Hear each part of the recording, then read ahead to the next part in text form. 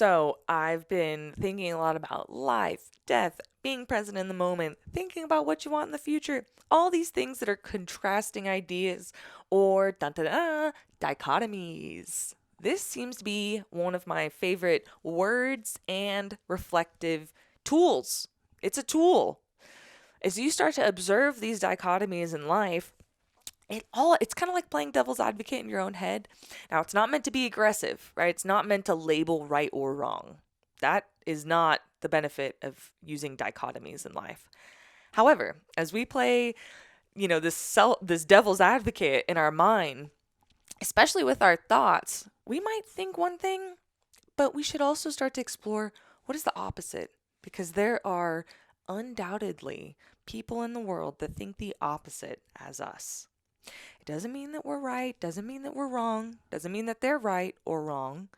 However, it can help us get to our own truth. So, what's true for me might be different for you. We might come to different conclusions on life, and that's so natural. That's the spice of life, is that there's so much variation, really. I mean, that's why we don't have just one culture, one cultural practice, one type of level of traditions, one religion.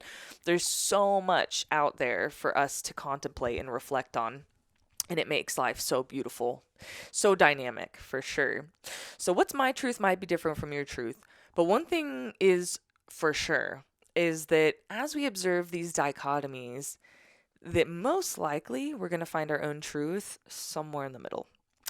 Again, that's not for everybody, and I'm not. So, I'm very fond of psychology, and there are all kinds of influences on our brains that might make us think certain ways, that might contribute to why we would think. Um, I'm trying not to go down this rabbit hole, but what I can't help but think about is that there are emotional challenges such as depression, anxiety, being bipolar. There's even identity disorders where people have multiple identities inside their minds, and literally like a switch flick from one personality to the other. And that is a totally different level of psychological influence. So I'm not addressing those things. I am not trained as a clinical professional to discuss those things. However, there are tons of humans on this planet that don't have that level of psychological influences going on. And instead, they are able to operate in society on a more managed basis, or even keeled basis, so to say. And that doesn't eliminate challenges. It's just a different discussion. And so I just want to clarify that there are so many psychological variables that are going to influence our ability to manage our emotions and really come to our own truth. You have to know yourself well enough to be able to identify those things. But as we get into more contemplative, thoughts, and getting a little bit deeper into that self reflection, looking at dichotomies has always been a very, very helpful tool for me. And so, looking at contrasting perspectives, an example of this would be, I remember when I was younger, I was going through a really difficult, challenging time. I had gone to a children's shelter for 2 weeks and then a foster home for 6 months. And I remember telling myself, I don't deserve this. Why am I experiencing this? I don't deserve this. And then I had this thought, I was like, who am I to determine what I deserve and what I don't deserve? There was this, you could look at it like it's being entitled, right? I deserve this. I'm due. I'm owed this. That's entitlement. And I had that. And I think that it's very common. So there doesn't have to be this, mean weight with the term entitlement. It's just acknowledging that we feel we deserve something that maybe we haven't worked for, or maybe we haven't confronted. So I would tell myself, oh, I don't deserve this. Why am I here? And then I realized it doesn't matter what I think I deserve. Like, life is in this huge spin contributing to my experience, and I just have to get through this. It doesn't matter if I feel I deserve it or not. This is the hand I've been dealt, and I have to get through this, period. And that to me has been really helpful. to let go of that idea that I deserve a certain idea or that I deserve a certain experience. If you work for it and you really put the effort out, you're going to get it. You're going to get what you want. So then it becomes a practice of making decisions that are in tuned to the long-term goals that we actually want to experience or accomplish, right? That's a big word. Accomplish, because we're always chasing to accomplish something which isn't necessarily a value. Here's another dichotomy in life. Yes, it's great to be emotionally and mentally healthy. Yes, it's great to seek out food, seek out water, seek out health. But there is a whole new level of accomplishment that is coming up as a goal in our society these days. We want to accomplish, a lot of the time, some sort of materialistic aspect. Now, even if it's not materialistic, we all want happiness. That is for sure. And that in itself is an accomplishment. We want to accomplish happiness. There is a great book called The Subtle Art of Giving an F, and instead of F, it's the actual curse word. But The Subtle Art of Giving an F. And he explains that just by being the author, I don't remember his name, but just by being attached to this idea of being happy can be very painful when we're not happy. All of a sudden, it adds this huge weight that we're not accomplishing our goal. And that is enough to undermine any like positive emotion about an experience that we could have while suffering. Oh, I'm not accomplishing my goal of being happy, and now I'm even more sad. On top of all of this and the pain of this challenge, I'm even more upset now.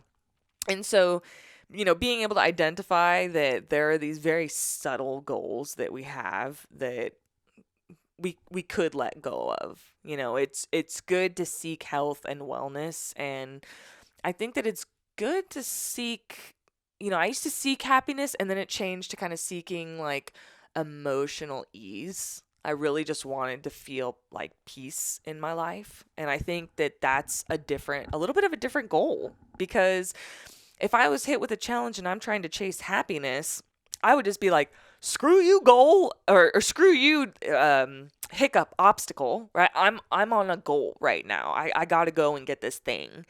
And it created this huge practice of disconnection. That's something that I used to be very, very good at, I'll let you know. Just disconnecting from problems and people even, instead trying to, chase something. Versus when I started to look at peace of mind, there's a very different in the moment experience. I would be challenged, and then, after time started to assess, okay, I want peace of mind out of this. And that helped me navigate a little bit more on what was worth my time. Now, this book, The Subtle Art of Giving an F, he doesn't say don't give an F about anything. Instead, the author describes being very mindful of what you give an F about, because we only have so many Fs to give in life. And if you start giving a bunch of Fs to things that don't matter, we feel unfulfilled. And then on top of it, we're expending ourselves to give an F about these things that really don't matter.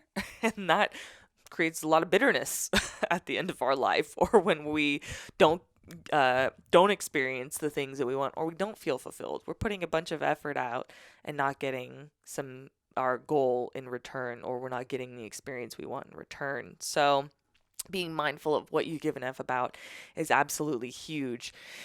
Choosing peace of mind instead of happiness, maybe choosing a little bit of ease in decision making, right? Those are things to me that have been so valuable beyond the seeking of happiness, because happiness just comes when when we really are like absorbed in the moment and focused on on being present, focused on more consciousness, self-reflection, gratitude. That's when happiness comes. And it's not always this consistent stream, oh, I'm just happy all the time. Instead, it's like it can all ebb and flow. And that's what really almost creates this ability to identify happiness. It's kind of like when they say you can't see the light without the dark. You need these opposites, this dichotomy, to really understand the value that each one plays. So, I kind of started talking about finding our truth, finding our own truth, using the observation of dichotomies to create some reflection internally, to spawn up a little bit more of a deeper perspective on what the beliefs and agreements are that we've made in our head. Another great book I'll recommend is The Four Agreements. We go through life determining things, and then we agree on that for the rest of our life. And so a great example that comes to my mind right now is that if you're someone who has maybe had a learning disability or been told that you have a learning disability, and then you go through the rest of your life saying, I have a learning disability, think of how that colors your life. It'd be different if we took it another step and said, okay, I have a learning disability, so I need X, Y, and Z while I'm studying. Or, I have a learning disability, so I know I need to put more time into writing or reading, or maybe I can't read something one time over and absorb it all. We identify the tools we need to manage that. But there are a lot of people who just have this agreement in their head. And they're like, oh, I have a learning disability, so I can't do XYZ. I can't do, name it. Anything comes up. Journaling. I can't journal. I don't like writing. I can't do it. And it's this constant limitation that we give ourselves. And to me, that's so fascinating. I've never been one to just absorb limitation. I always question limitation without a doubt. And then if I'm told I need to be doing something, I immediately question it. So that's just my personal mentality. And I'm sure that there are some people out there who are like that and other people who are totally not like that. But when we start to question things, it at least, even if we don't change our mind, at least if we're questioning it, we're being a little bit more constructive and mentally cognizant about what we're believing, what we're choosing to digest as an idea, as a belief, which ultimately creates habits in us, which contribute to our personality. So you can even back up and decide, who do you want to be? What kind of person do you want to be? And then from there, identify what you want to be and start to unravel what decisions you're currently making that are or are not feeding that goal of who you want to be. That is a wonderful practice this week for you to get into. Take some time writing down, talking with someone else, or even just spending some time thinking on your own. The whole thing with thinking on your own is it's so easy to rabbit trail, right? We want to sit down and decide to take some time to identify who we want to be in the long term, and we start thinking about all kinds of other things. So this is where journaling can help keep us on track as the mind ebb and flows and thoughts come and go. And, talking with someone also, like, even though things pop into our mind that might pull us away from the conversation, at least having that conversation can kind of keep us on track at least a little bit. So I challenge you to try that. Who do you want to be?